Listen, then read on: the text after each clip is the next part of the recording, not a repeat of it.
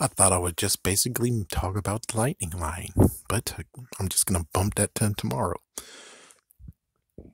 Excuse me. Anyways, let's talk about it, folks. Close to the last episode of Power Rangers Beast Morphers, which, believe it or not, I have a freaking issue with.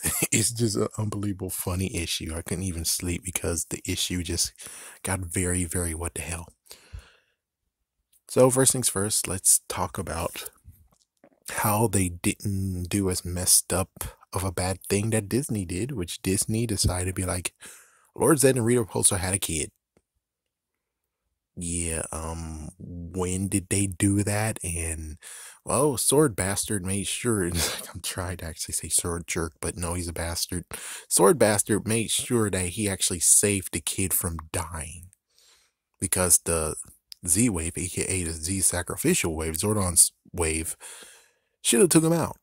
But dumbass sword guy was like, oh, I sealed him up, man. It's like, yeah, so you sealed him up and you couldn't hold on until the Z-Wave hits. It's like, dude, seriously? The fuck? It's like, seriously, the fuck? It just gets very messed up where it's like, I don't understand this whole entire character at all. And the sword guy made it even worse. So,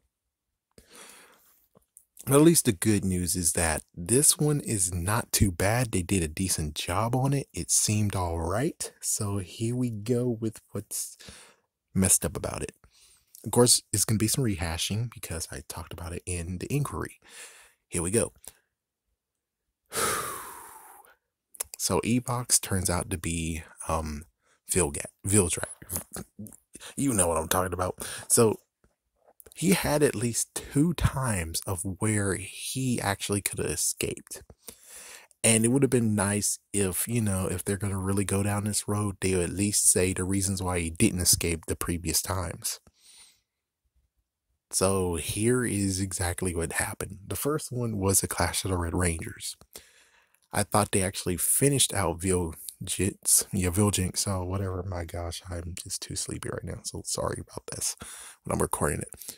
But anyways, you would figure that Clash of the Red Rangers would have finished the job and be like, he's gone, he's over. Yeah, as soon as the Red Ranger morphed, oh my gosh, he took control, and now he actually went into another piece of technology, and now he rebuilt himself. Oh my gosh. You figured that was what happened. But no. It's like later on someone told me no, or I looked at it again. I was like, wait a minute, hold on. So he's in the Morpher still. So the first time Scott morphed, he could have escaped. You could easily say it's been like 1 year. He could have escaped. And apparently, I guess in quotations, he was so weak he couldn't do it. But if so, then if he was really so weak, how come the freaking Morpher was just blinking? It's like, yeah, if he was really weak, it should have just blinked once and that's it. Just signifying, oh crap, he's still alive, but he's barely living.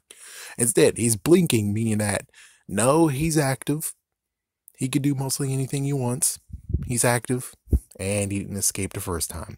Then we have Super Megaforce, which this gets even worse, where it's like, oh, I have to talk about the damn briefcase too, don't I? So the second one is Super Megaforce. And of course I was thinking about how could he escape? Oh, they might actually have a reason why he couldn't escape. No, he could have went to Morphers. He could have jumped Morpher by Morpher. Or because they were dealing with freaking robots, he could have jumped from robot to robot as they get destroyed to the robot nearest that's able to run for their fucking lives. He runs for his fucking life, or he goes to a ship or something, download himself into the ship, download into the bigger ship, that's the captain's ship or whatever, and then he downloads himself into the internet of the poor Earth. He escaped. Oh my gosh, how the frick was that hard to do? It's just sad where I'm like, there's could have been easy ways of being like, he's out there, he's somewhere out there, and well, you gotta find him. You gotta find him somehow, right? So, well, no one knows he still is existent, so basically no one knows to find him, so bing bam boom. And then all you have to do is just wait years upon years to truly rebuild himself, get up with a plan, and then Beast Morphers hits and he does the plan.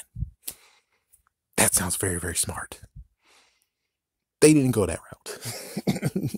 So third time's the charm, which that's when he striked, and even then it's like, but he does seem a little bit not in full power. Thoughts is when it came to him downloading himself from the Morpher, there was a lot of data. It wasn't like one little speck of data, it was lots of data.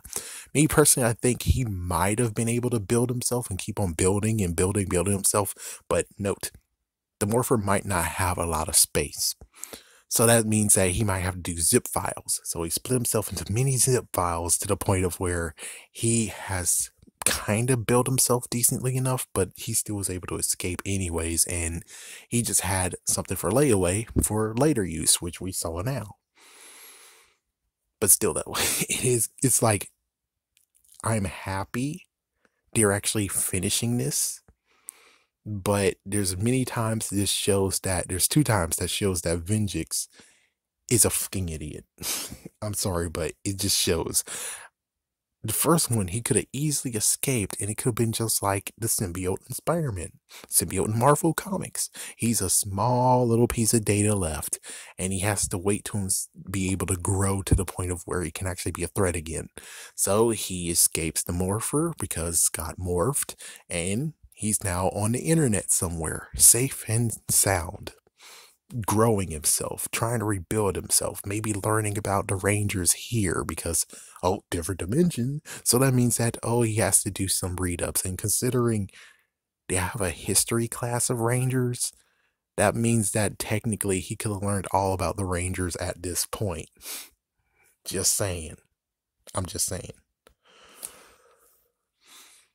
So yeah, besides Venjix being a dumbass idiot, here's the other part, is the briefcase.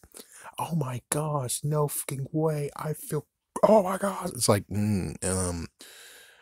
I would love to be able to actually freak out, geek out and crap on that, but sorry, but no. Why? Super Megaforce. No, it's Power Rangers Megaforce. Or Super Megaforce. Because, remember, all the Morphers and everything turn into Ranger keys. Meaning that that briefcase is obsolete. Now it's freaking in Ranger keys. But here's the messed up part. Here's the messed up part about it. So all the Rangers get to have their powers back. Hey! RPM decides to say, frick that, we're going to just give it back to Dr. K again.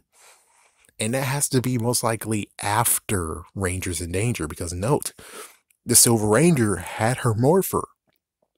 So since she had the Morpher, it doesn't make sense that it happened like before, because that doesn't make sense. Why in the world would you give it up afterwards too, considering, well, I guess, yes, the threat might be gone, but even though the threat might be gone, still, though, you might need to have some extra protection, and it's like, yeah. Now, as for the whole briefcase part, it will make it makes a perfect idea of being like, they got their powers back, yay, but they don't need them anymore, oh, so we put them back in the briefcase, hey, and there we go, done. But Rangers in Danger, Danger Dimensions happen. The Silver Ranger has her Morpher. The only way to cure that crap is get another Ranger. She should not have been there. And it already is a freaking mess up issue being like, hold on. Her brother, she and her brother, they both seem inseparable. So meaning that the brother should have been able to show up too, because he definitely would have found a way to find his freaking sister. I'm just saying, they're inseparable, right? So it's kind of messed up to the point of, I know maybe they grew up, makes sense, but I think they still are attached to each other no matter what. So yeah. If I would give a recommendation of who should have switched with her, is of course Zane. I think Zane would be a great choice. Either Zane or of course the Titanium Ranger. Yes, I mean, you did him a disservice in Super Megaforce. Look at his freaking visor. What the fuck? So it would make perfect sense to be like, yeah, but we're going to bring him back because, well, it makes perfect sense to have him involved with this. Instead, no. So it's like, yeah, things from the past is going to haunt you still. And it's sad that this is one of the times that's like, yeah, these are haunting you extremely bad. This is like very, very bad. This is horrible. Not as bad, of course, is Operation Overdrive with the freaking kid, but this is pretty bad. This is pretty bad for his own good. This is pretty bad. This is pretty bad. So I'm just saying that yes, she could give the freaking power back, and I guess it's understandable that they don't really need it in Corinth anymore. But even so, it kind of stupid though. It's like even with that, and it's like that's just a minor flaw. The whole briefcase thing, that was just a minor flaw.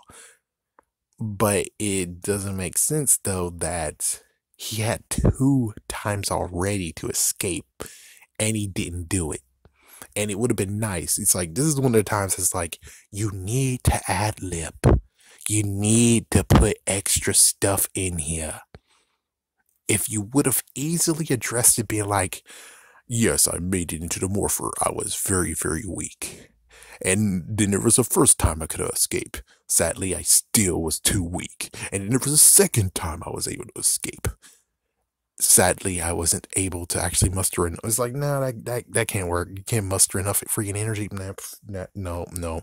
That was most likely to be like something different. It's got to be something very, very different. It's like,